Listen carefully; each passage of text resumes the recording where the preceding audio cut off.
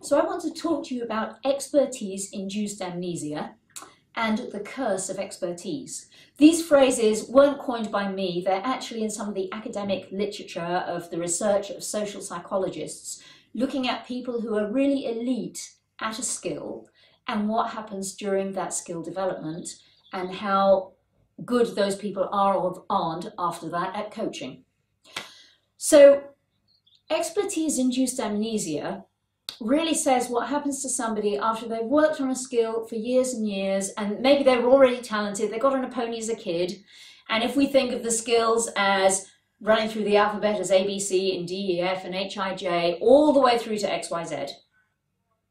They got on a pony when they were young, and their body was such that they were already doing A, B, C, and D, E, F automatically right. So those, they've had no experience of learning at all. And during their young childhood, they found their way through HIJ and KLM, and as a teenager, so they went down these levels, not actually knowing what they were learning as they were learning it, learning in much the way that a young child learns during play. So children learn without being able to tell you what they're learning as they're learning it, through a very instinctive reaction or interaction with the environment. And so do the most skilled, talented learners.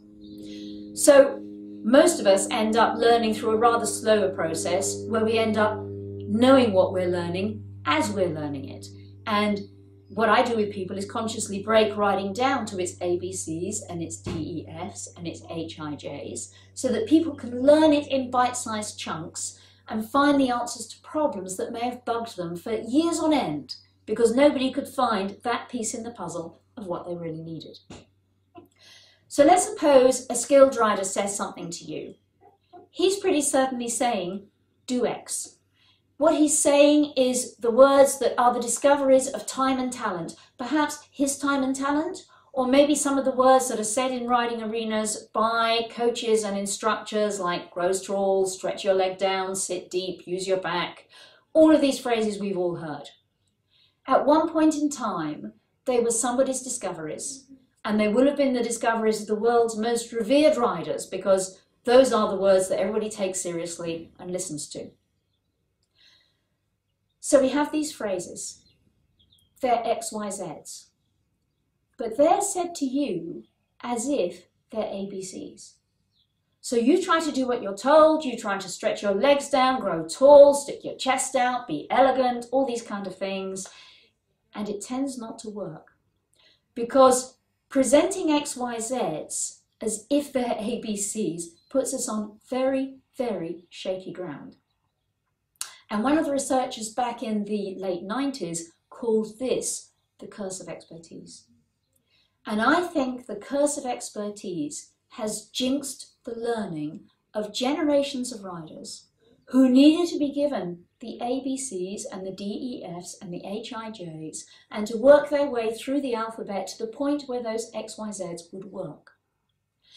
And having spent many years thinking about this, researching this, honing my own riding, really cultivating the field of rider biomechanics, I can tell you that what those phrases really mean is nothing that anybody off the street would possibly do with their body. Anybody told to grow tall and stretch their legs down will lift their chest, will make themselves hollow-backed, will stick their seat bones out behind them, will set their stirrups rather long, will probably stop breathing in the process, and will be doing things that actually are the antithesis of elite riding skills.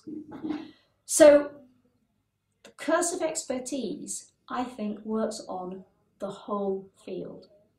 Expertise-induced amnesia is the fate of individual skilled riders who have no idea what they were learning back through time, no idea of the skill gap between you as possibly a struggling, less talented rider and them as a talented rider with aeons of experience. And it's a curse and a jinx that I think affects most people and stymies most people in their really sincere quest to master riding skills.